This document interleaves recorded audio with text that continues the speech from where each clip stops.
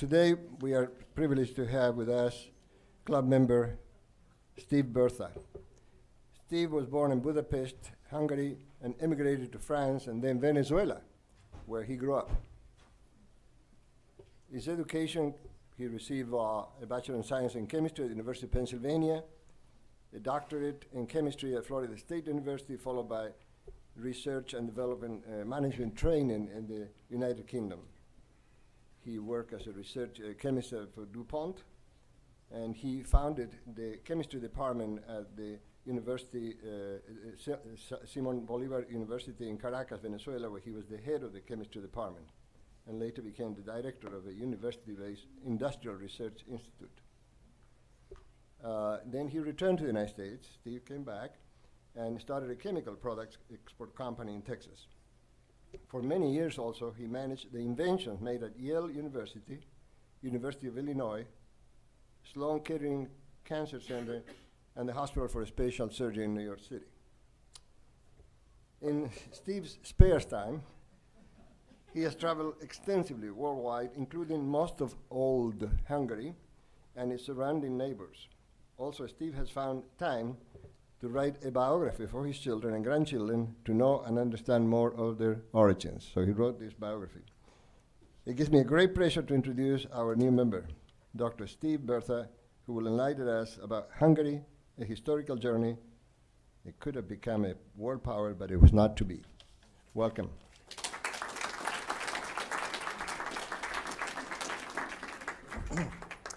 Thank you very much. Can you hear me in the back? Yeah. Okay.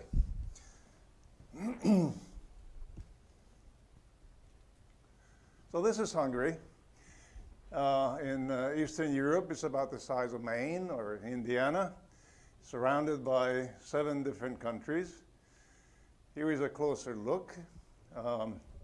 Budapest in the center, the vacation land in that Balaton Lake.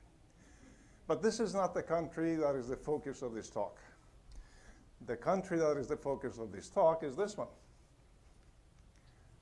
This is the Kingdom of Hungary. For 1,000 years, this was the country of the Hungarians, until 1919, when it was dismembered in this way to leave the Hungary that we see today. And we'll get back to this in a minute. But before, the word Hungary is what the writers in Europe used to talk about Hungarians. The Hungarians themselves, they call themselves Magyars. They do not call themselves Hungarians. And another important thing is Hungarians and the Huns were not related. There is no historical, credible evidence that they were.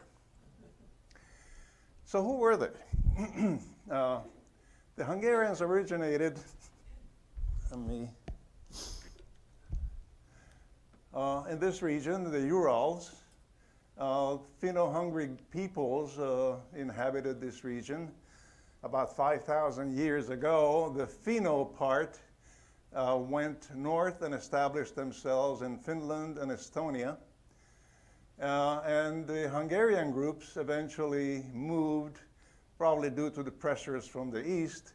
They moved west as well and settled in Etelköz and Levadia. That is southern Ukraine today, a little bit of Russia. But there were more pressures from the east, from different tribes, and so they decided to move further west. And in 896, led by the leader called Arpad, they moved into Hungary, and they took over the Carpathian Basin. Now, this is the Carpathian Basin, and if you remember the map that I showed you of the Kingdom of Hungary, they look pretty much the same. So this is the region that these Hungarian tribes, there were 7 tribes, that's the region that they occupied. Now, these were pastoral people, nomads, and they needed also to complement their income somehow. So they did a little bit of raiding and pillaging. Well, maybe a little bit more than just a little bit. They really went all over Europe. And they sacked and burnt and killed everywhere. For 60 years they did this. They had essentially a major raid per year to some place. They were as far as Constantinople on one side and almost to Cordoba on the other. So this didn't fit very well in with the new neighbors. And so they got together, and in 955 in Augsburg, a coalition of German armies confronted the Hungarians and beat them pretty badly. So badly that they had to cry uncle. And they had to promise no more raids. And so that they fulfilled that promise. So no more raids. But what do? I mean, how are you going to complement your income now that you cannot raid and pillage? Well, one thing is that you have to become like them, like Western Europe, like those countries. And how do you do that? Well, you have to become an agricultural society. So they started doing that process. They agreed to do that internally. The other thing that they realized that they had to do is they had to become Christian. Because, well, they were the only country here surrounded by everybody else who was Christian. They ran the risk of being invaded just for the sake that they were these damn Hungarian non-Christians. And so they decided to do that. They asked the Pope to send missionaries to Hungary, and he did. And eventually, in about 970, the leader at that time, his name was Béla, he and his family converted, including his son. His son's name was Vike. And upon conversion, he took on the Christian name of Stephen. So Stephen became eventually, when Béla died, he became the leader, and he was one of the most important kings of Hungary. So he's considered the founder of the Hungarian state. He first of all unified the Hungarian tribes, sometimes using the stick. He defended Hungary against the attacks of these Christian nations against those damn pagans. He organized public administration. Now this was very, very important. In addition to become agricultural and becoming Christian, to get organized. So he did this, a county system, fortresses, courts, governors, and all these things. It was very new for the Hungarian nation, but it was very important to become a European nation. He decreed laws creating the feudal system, mirroring the Western European customs.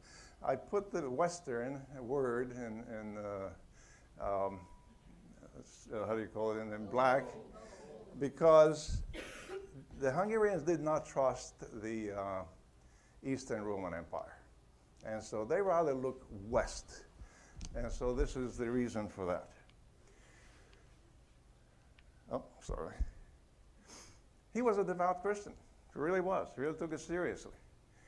And he laid down the basis of Christianity in Hungary. He had churches built, he had abbeys built, he gave land.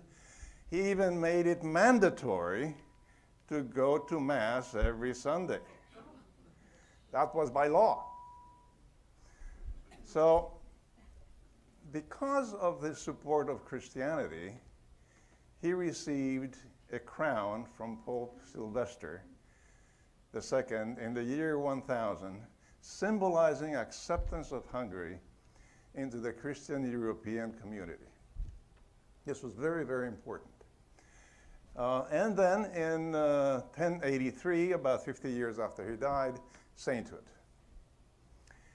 Now, the crown that he received from Pope Sylvester was this one, a beautiful crown with Byzantine figures. The art is Byzantine. And you, of course, notice that the cross is crooked. And this is not the way that Sylvester II gave it to King Stephen. What happened, apparently, it was an accident. Sometime in the 17th century, something happened. One of the stories is that they were putting it in the big chest, and the huge lid fell on it. And, well, it was an oops moment, you know.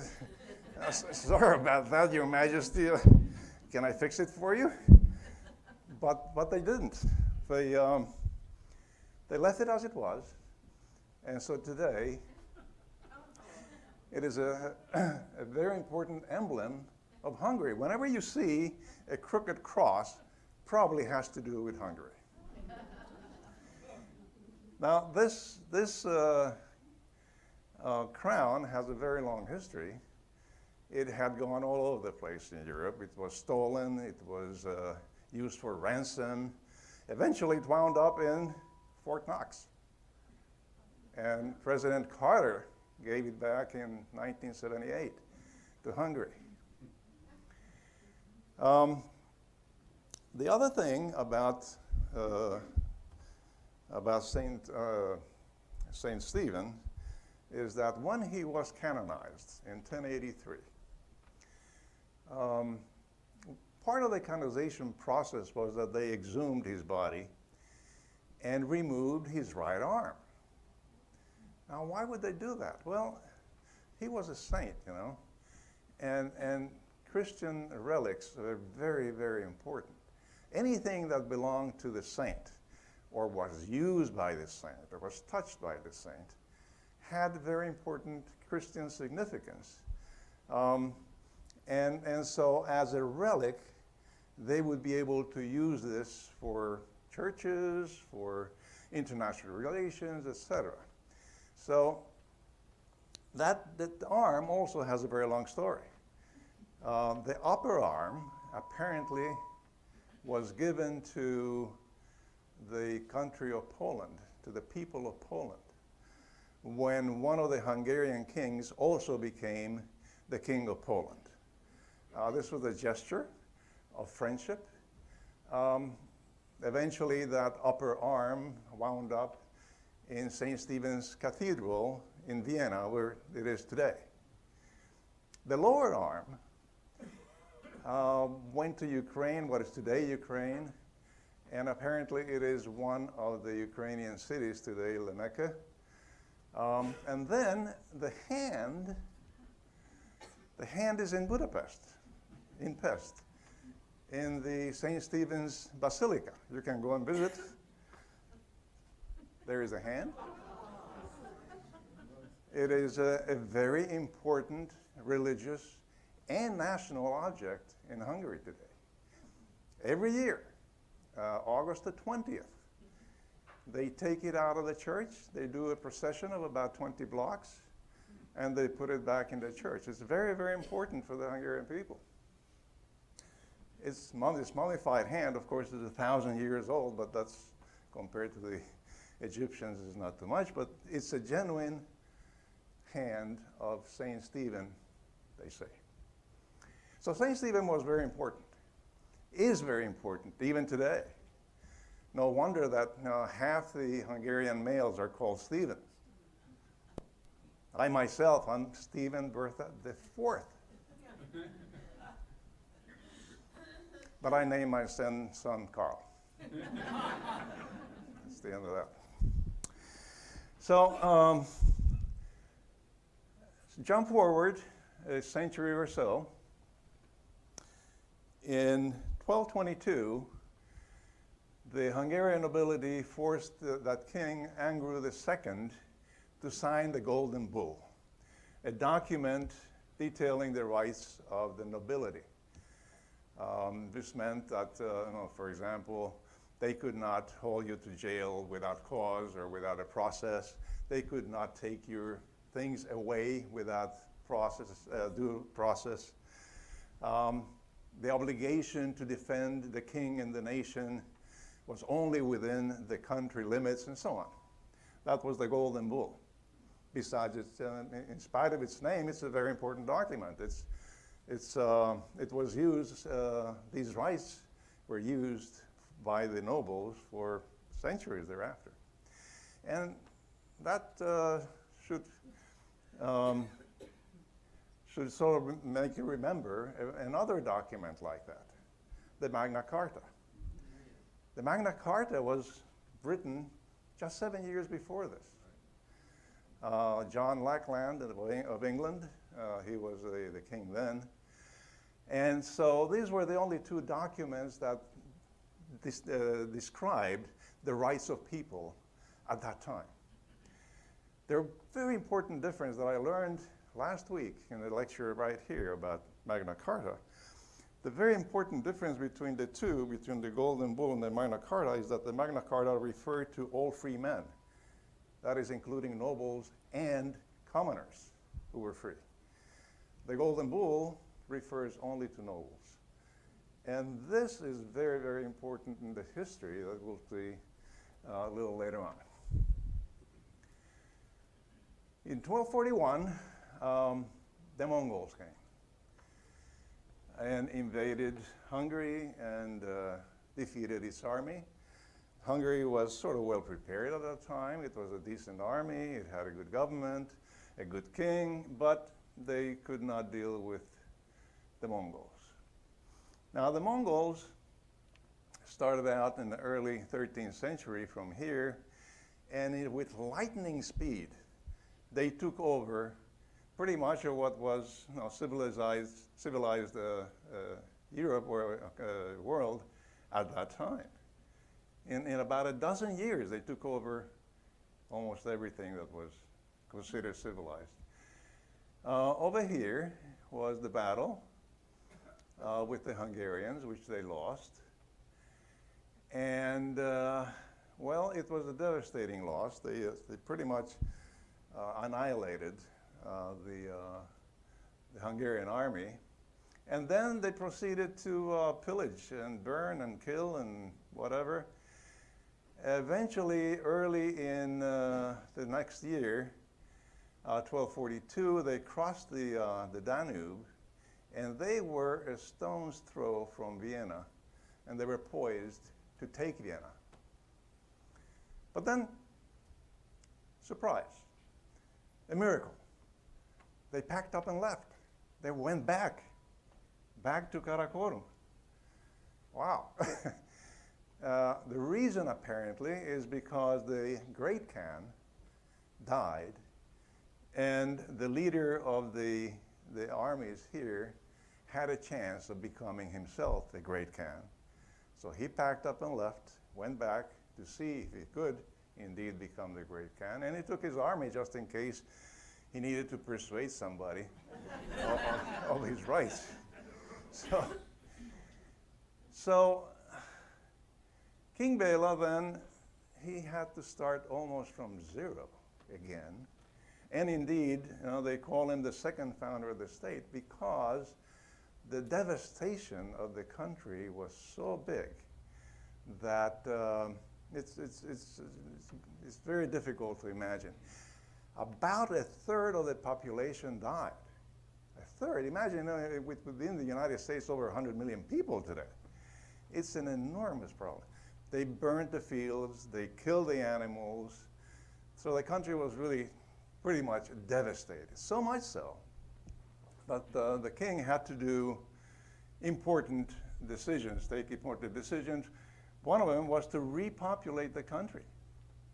So he called in people from other nations, Poland, Germany, Serbia, Romania, and the Kun tribes from the Caucasus to repopulate Hungary. And so they did. He also allowed, indeed encouraged, the nobility to build stone castles and fortifications and to set up their private armed forces. Now, why the hell would he do that? I mean, this was a dangerous decision, yet they had to make it because he expected the Mongols to come back. And so The other thing is he set up a defensive international alliance against the Mongols with the Poles, the Austrians, and so on. And so the Mongols were defeated upon their return in 1285. So after this time, there was at least a 200-year period of peace. And it's amazing what peace can do to a country. Hungary not only recovered, but became stronger and stronger in many fields, not just in military field, but also in relations, international relations, and so on. So, for example, in 1370, the Hungarian king Louis the Great was crowned also king of Poland, being already king of Hungary. And his power extended almost from the Baltic Sea over here to the Adriatic. Sigismund was a king of Hungary from 1387 to 1437. That's a pretty long reign. And it was essentially a good kingdom. It was a good period of time. Again, peace. He was also Holy Roman Emperor. He was also king of Bohemia. And he was also king of Germany, king of Italy. Don't take this literally. King of Germany doesn't mean the Germany of today, but a very small portion of the northwest part of Germany. King of Italy is some portions of northern Italy, but that was the title that was given. So in any case, Hungary had international clout. So then came another very good king. King Matthias, or Mátyás in Hungarian, 1457 to 1490. He was loved by his people, not so much by his nobles, but certainly by his people. He strengthened his central authority at the expense of the nobles. In spite of the golden bull, he was able to extract some money from them. And he became rich. Well, not personally rich. I mean, his kingdom became rich. He set up a sizable army, the Black Army. That was because of the color of their uniform. And kept peace within the country. And became powerful. Through some maneuvering, political maneuvering, military actions, he was crowned king of Bohemia. Now, Bohemia, let me just show you. This is Bohemia. Actually, both of these are Bohemias. This is today's Czech Republic. So that king of Bohemia. Then he laid siege and occupied Vienna in 1485. Only Napoleon could do that. There were the possibility of the Mongols to do that, and later on we'll see the Ottomans and so on, but he did occupy Vienna. He incorporated people who knew how to run a country into his government, not just the nobles, but even commoners, and this made a big difference. And he promoted Renaissance culture, built palaces, created a library. There was a famous library at that time that he created. He was patron of the arts. So at this time in history, the end of the 16th century, beginning of the 17th century, Hungary was more or less equal in power to Spain, France, England. Spain, for example, had just had gotten hold of its own territory. Just in 1492, they conquered Granada, so they unified their country. France also was in the process of unifying their country. Brittany had been independent, and during this time it became another duke, how do you call it, a dukeship or a baronship in Dukeland, under the French crown. England had just come out of the War of the Roses. It was a little bit weakened. So Hungary looked pretty good in Europe. In population, for example, it was sort of similar, except for France. Hungary had about 6 million people. estimated Spain about 7, France a little bit more, England about 4. In territory was more or less in league, 125 square miles to 200 and so on, and England being smaller. But it also had, very important, the military strength and internal stability. That was very, very important. And of course, it has all the systems to work. The administrative, legal, economic structures created by Matthias and his predecessors. And it had international clout. So, arguably, Hungary at this time in history was the most powerful nation in Europe. But then two things happened. One is that Matthias died in 1490, and the nobility asserted itself. So and the important thing, too, was that Matthias died without an heir. And the rules were that, if that happened, the nobles elected a new king.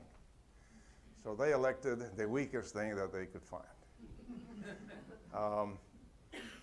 Vladislav II was already king of Bohemia, and he was very well known for being a very lousy and weak king. So that's the guy. So they elected him as king of Hungary. In fact, he was so weak that he had a nickname. The nickname was Vladislas Bene. Bene from Latin meaning okay, being good, fine. So because anything that they put in front of him, he said, fine. So Vladislas Bene, so the nobility through Vladislas II, oops. What happened? Oh. They through the nobility, managed to dismantle the Black Army. That was a danger to them. They managed to eliminate taxes. No more taxes. They subjugated the peasants despotically.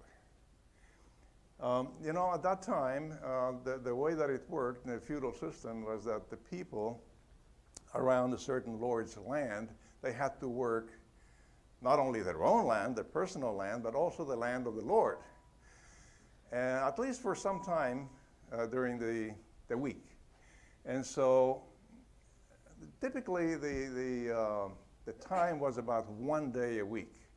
So the commoner, the people in a town around a lord's castle or whatever, worked about 1 day a week for the Lord. So what these Hungarian nobles did at that time was expanded the lands on which the peasants had to labor. Number two, they expanded the laboring time. So from 1 day, it became 2 days, and then 3, and eventually 4. They limited their support for their labor. Usually you're supposed to provide equipment, animals, oxen, this, that. And they limited the protection. They limited the choice of production of sale of their own fields. In other words, the peasants had the right, of course, to produce whatever they wanted until they didn't anymore because, well, the lords decided that they couldn't. Or if they did, they had to sell it to the lord for a very low price. Wine was one example. And the other thing is that they limited the freedom outside their village. And so the country was weakened. It was poor, became poor. And it was, well, there was a problem, so much so that as a result of this despotism, the result was a peasant rebellion in 1514, led by George Doja. This rebellion did not succeed. In fact, it ended pretty badly for the rebels. Doja was tortured. He essentially was barbecued alive. That's what happened. So here we are, a country in 1540 or thereabouts, 1515, a country that has been weakened, has been impoverished, and is divided. And so then the second thing happened. The Turks invaded Hungary. Of course, the Turks saw this. Well, this is the opportunity. This is when we have to do it. And so they did. The Turks, of course, they started out in 1300 thereabouts, a very small part, and then they just grew. They grew a little bit more in between the next 60 years, and then a little bit more. See, they owned this much around 1451. They, in fact, attacked Belgrade in 1453. Belgrade, by the way, was the southernmost Hungarian city at that time. So they attacked Belgrade in 1453, I believe. They did not succeed at that time. But anyway, they continued growing, and they grew everywhere else, you know. And under Mehmed II, they annexed what is today Bosnia and Herzegovina and other parts, and then most of what is today Romania, yes, and other parts. Anyway, so they were a big force, and they were growing. So in 1526, they crossed the border, and there was this big Battle of Mohács, where Suleiman the Magnificent came with about 100,000 very well-trained troops and battled 20-year-old Louis with about 20,000 not-so-well-trained people. The nobility did not want to help Louis. They were fed up with strong kings. They didn't want Louis to win this battle overwhelmingly and then, do the things what Matthias did. So they didn't help him. The commoners also didn't help him because, well, they did not trust the nobles. And the other countries around, well, they helped nominally. Go and get them. But the result was really a disaster. Of 20,000, 15,000 of them died, including the king, including the clergy, nobles, leaders, everybody else who went with the king. It marks the beginning of the Ottoman occupation of Hungary. It's officially it's 150 years, but it was a little more than that. And look at this. It marks the loss of Hungarian independence until 1921. Look at the importance of this battle. And eventually, of course, independence until 1989, when it finally happened that it is independent. It marks the loss of an opportunity to become a powerful nation. It was powerful just before this, but today it's even struggling. The Mad Battle of Mohács is perhaps the most important event in Hungarian history. Afterwards, what happened was that the country was divided in three. This portion was called the Royal Hungary, and the king of that portion was the Habsburg, an Austrian Habsburg. This other portion, of course, was managed by the Ottoman Turks, and this portion, Transylvania, was a suzerain country, that is, that they paid protection money, and they did anything that the Turks wanted them to do, essentially. Problems didn't end with this division here. The country became further weakened by continuing war. For example, in 1532, just 6 years after the Mohács battle, Suleiman decided to take Vienna. And going through Vienna, about 100,000 and some troops. You never know how many people there were in these groups, but sort of approximate, it was a big group.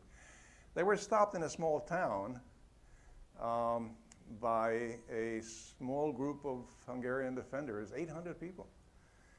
And it was sort of a valley, so it was important for them to get rid of those, for the Turks to get rid of those Hungarians to continue over to Vienna.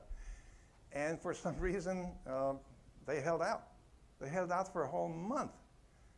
A whole month was very important because you don't lay siege to a country in Europe after September.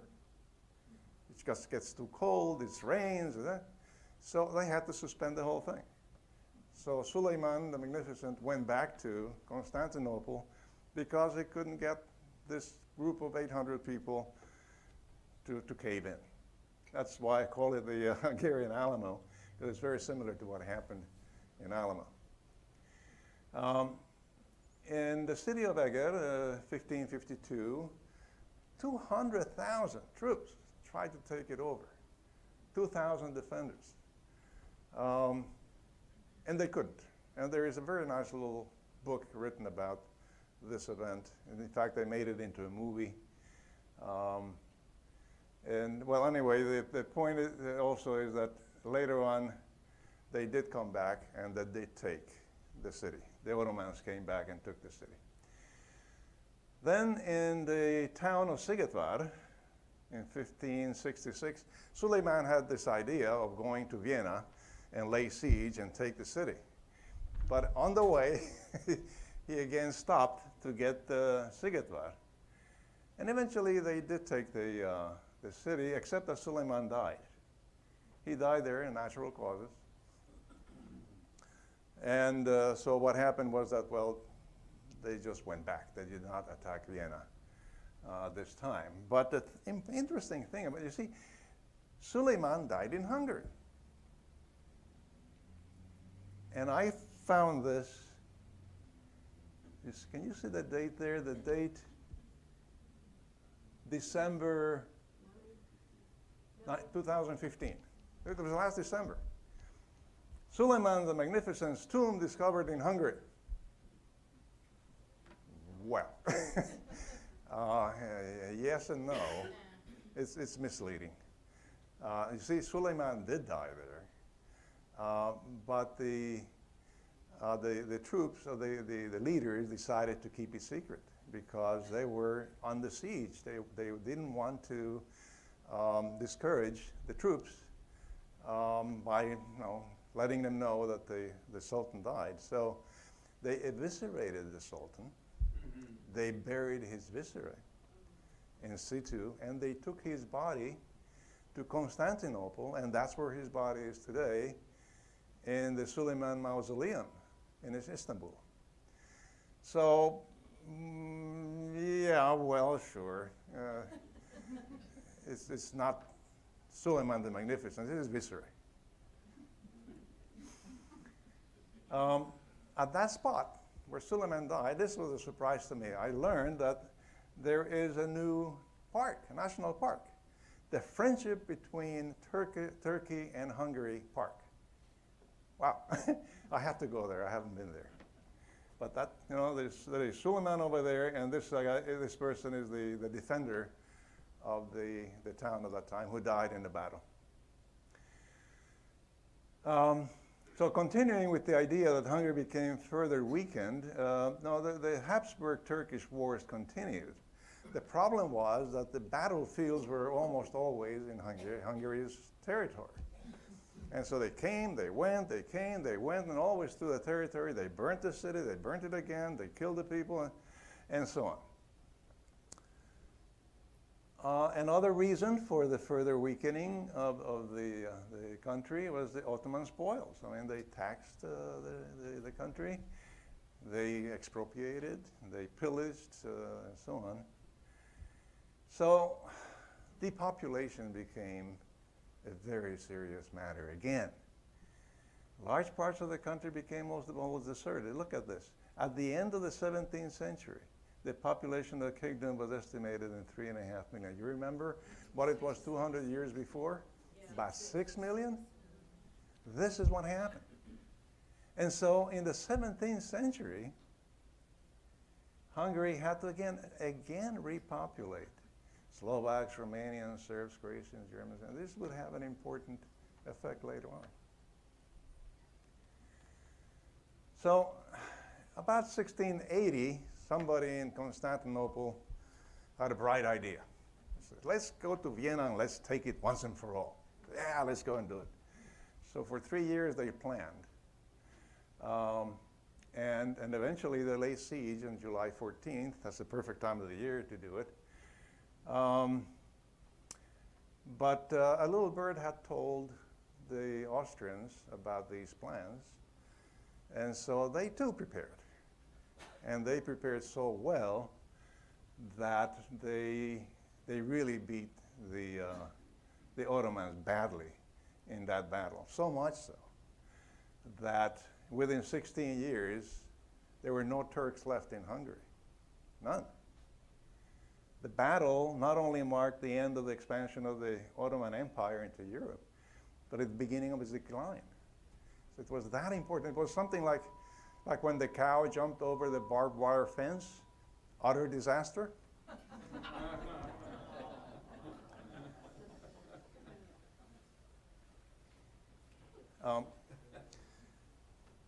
So when this happened in 1699, Hungary was open. There were no more Turks left. So, great. I mean, fine, wonderful. Hungary is free again. Hooray! No. Not quite. You see, the Austrians came and liberated Hungary, but they stayed. There would be no more Hungarian kings of Hungary. Henceforth, they were all Austrian Habsburg. In fact, even today, there is a pretender to the throne of the Kingdom of Hungary. His name is Karl von Habsburg, and he lives in Austria.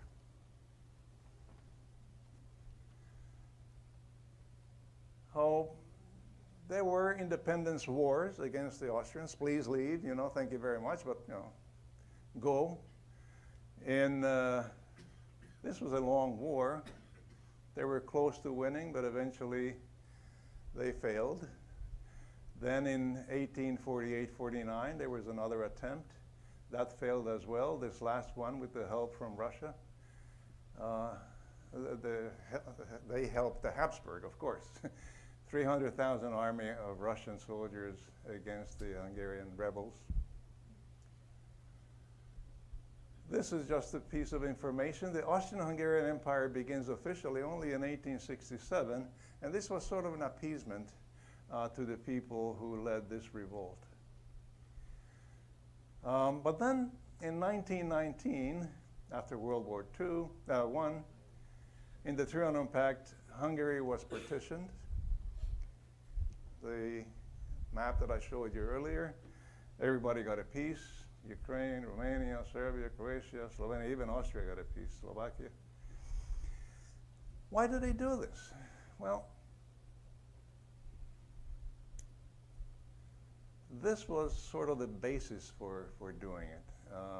You see, with the repopulations that Hungary had, some portions of the country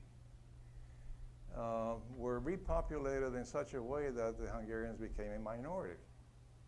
And so by 1919, you see, these portions were such that Hungarians were perhaps in strong minority. And since the kingdom failed because of the end of the First World War, Hungary became a republic. Peoples like the Slovaks and the Croatians, they were okay with having a Hungarian king, but they were not okay with having a Hungarian civil government over them. And so those were the reasons why Hungary was dismembered in that way. Miklos Horthy became the regent of Hungary from 21 to 1944. Hungary was free at this time. Well, sort of free, because, well, You know, he couldn't trust the West because they had just dismembered his country. He could not trust the East, the communist Soviet Union. He could not trust the North, Hitler and his group. The South was a mess. So it was really a hard rock, and how do you call that? A rock and a hard place. So he finally, uneasily sided with the Axis, and of course they lost the war, the Second World War. And with the Second World War came the Russians, and they stayed until 1989. And so, well, now Hungary is free again. And, well, it has much to offer. And, well, we hope that it regains its stature in the world. Thank you for listening.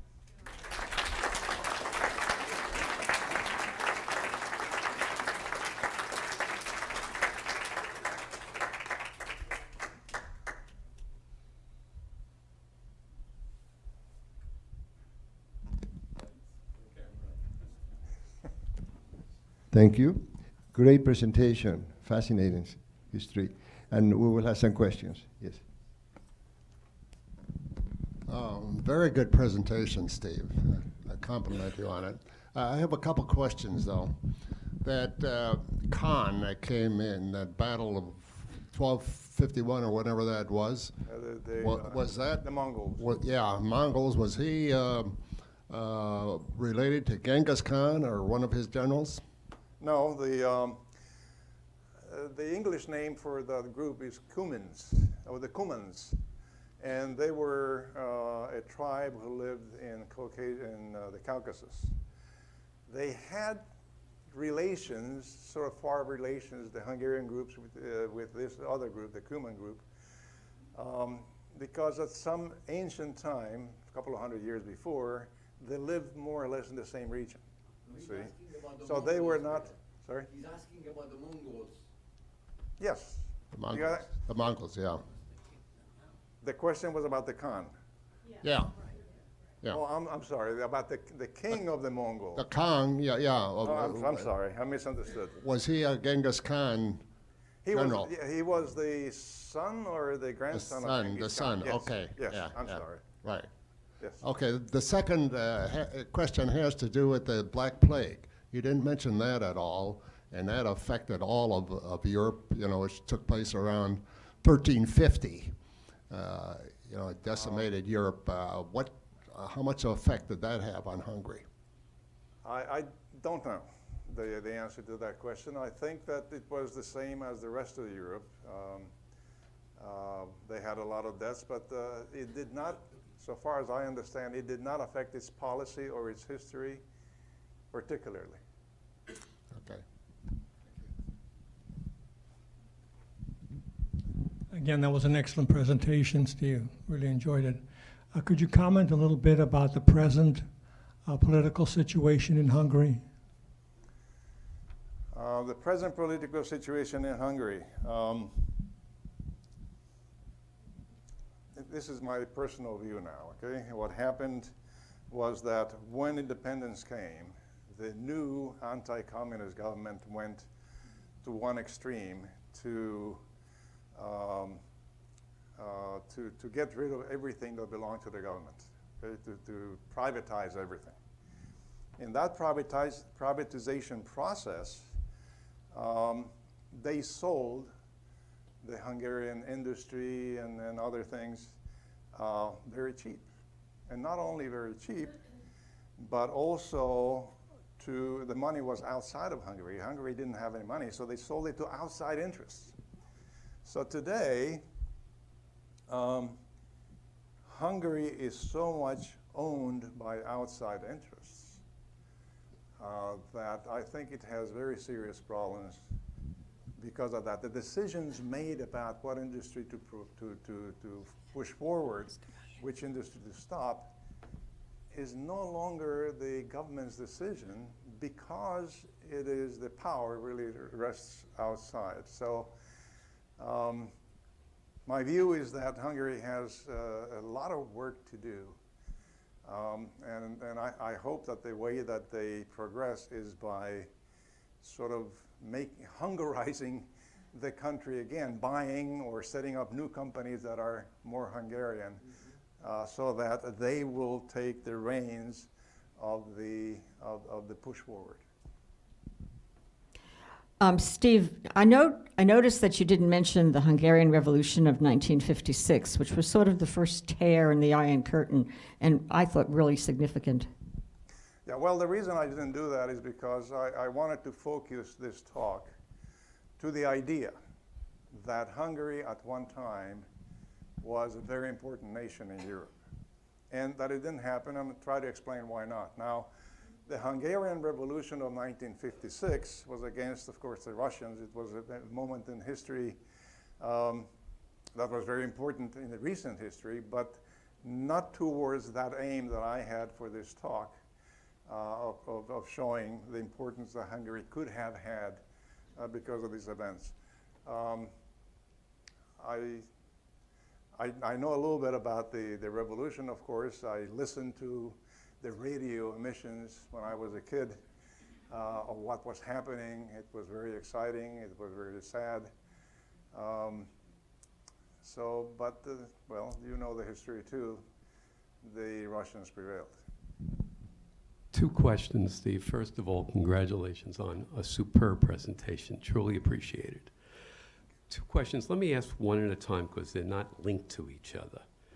The first one is in Hungary regaining its preeminence in the world. It seems that several Hungarians are very highly proclaimed in the areas of science, engineering, finance, all things that are good in the 21st century. Could you see a Eastern Silicon Valley emanating out of Hungary? An Eastern what? Silicon Valley. Oh, Silicon Valley. If you do a calculation of Nobel Prize winners per 100,000 inhabitants, I think that Hungary is number one. Not surprised. I think so. Hungary has excellent universities today. And this is what I meant by Hungary has a lot to offer, you see, because it has a history of development, of doing big things, not only in science and engineering. In 1956, in the Melbourne Olympics, Hungary was third in total medals. I mean, a small country like it was behind the United States and Soviet Union, so those kinds of things encourage me, and I think they encourage Hungarians that this is possible.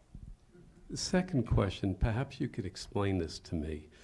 From reading history, if I remember correctly, there was a quasi-Nazi party called the Arrow Cross that came to prominence in 1944, subsequent to the premier leaving, or whoever was ruling Hungary. How is it, if Russia was invading them, how is it that the Arrow Cross, with its anti-Semitism, etc., came to such power in Hungary? Well, this was the influence of the Nazi Party in Germany, of course. But they did not come to power in 44. I think they sort of they came to power perhaps in the early 40s. And the reason they came to power was because Germany was helping them monetarily, with materials, encouragement, et cetera, et cetera. Horthy, who was the regent at that time, he had a hell of a time trying to maneuver all these different factions. And by 44, they arrested him, the Germans did. And so this party, the Arrow Party, had free reign. And that is really when they exercised this free reign. I think, I don't know if you saw that movie that we saw here about the Hungarian Second World War, the ending of it. and the persecution of the Jews at that time. That I think that's what happened. The defeat of the Turks east of Vienna, was that Czestochowa? Czestochowa. I'm sorry.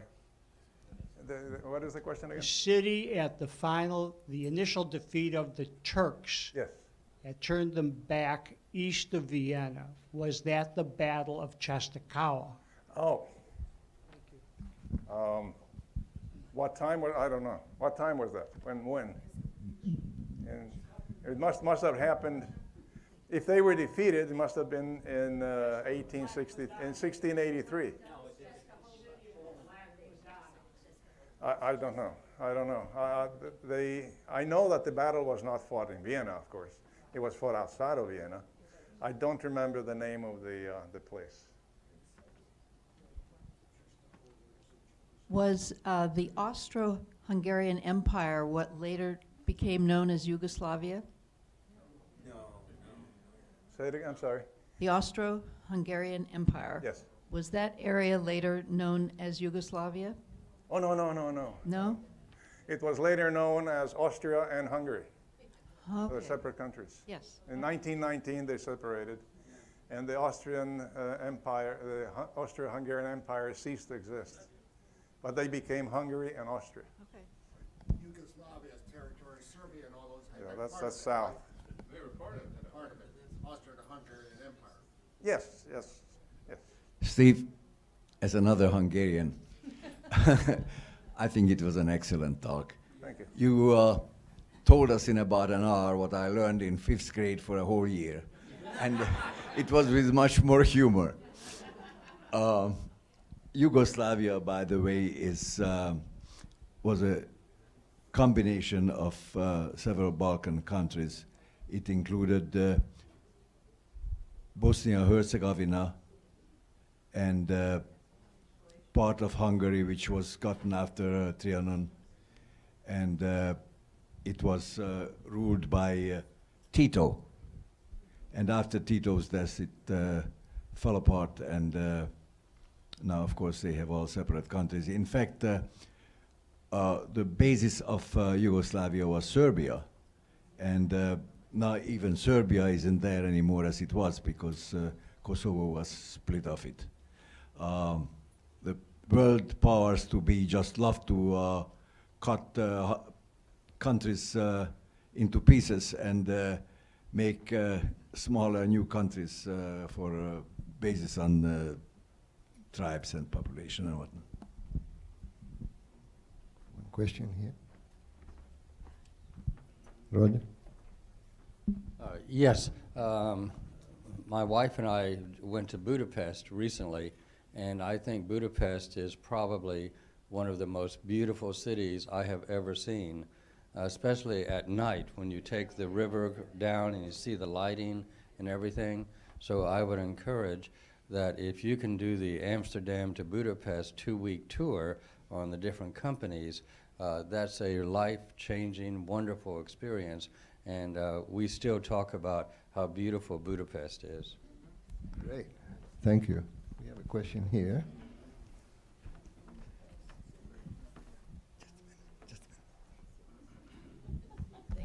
Steve, excellent presentation. Very good.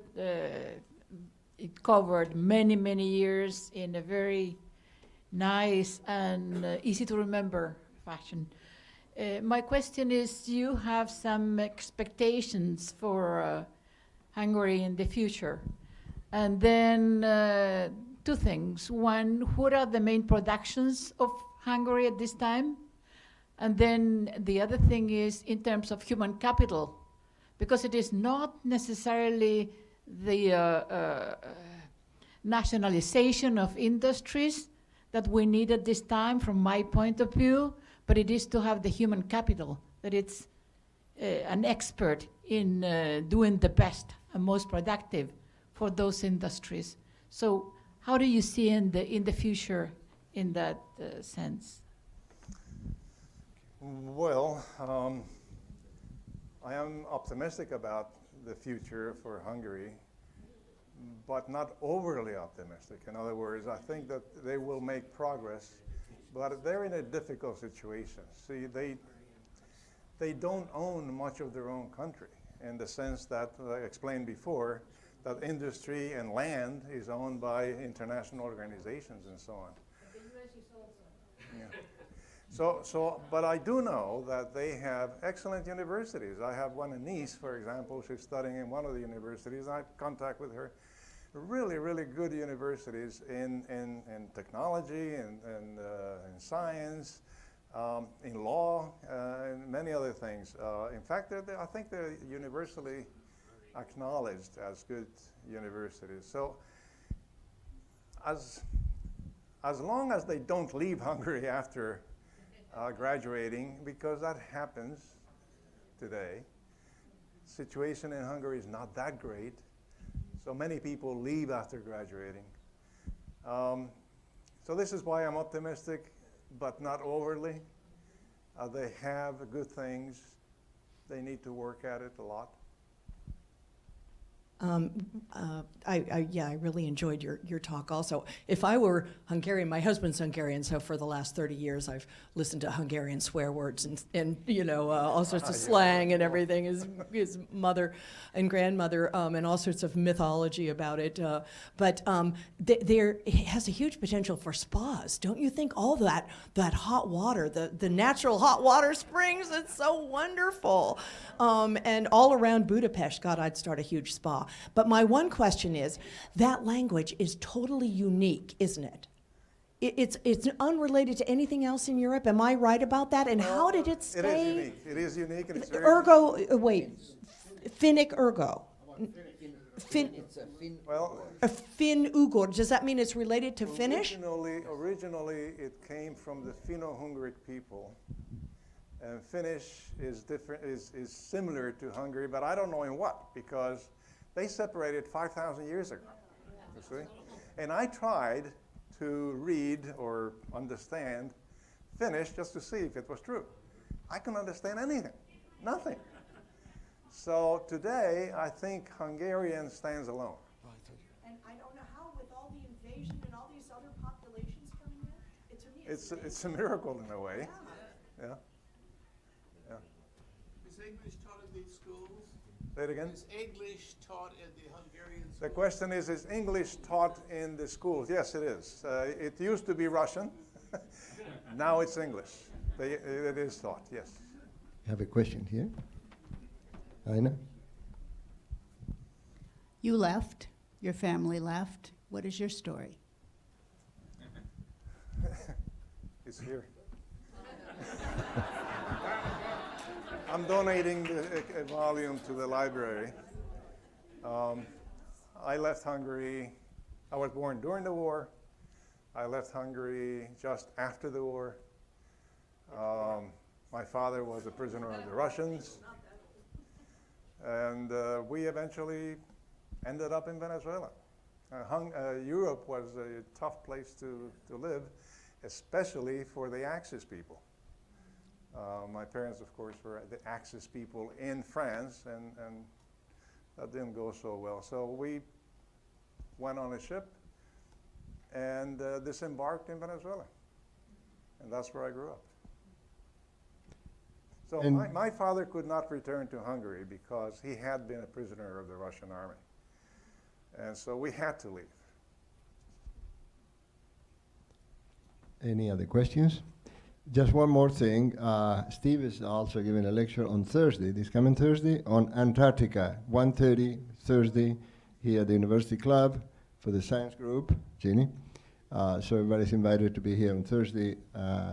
Listen to Steve talking on Antarctica. You have a recent trip to Antarctica, right? Right. Okay. So thank you again for your presentation. We enjoy it.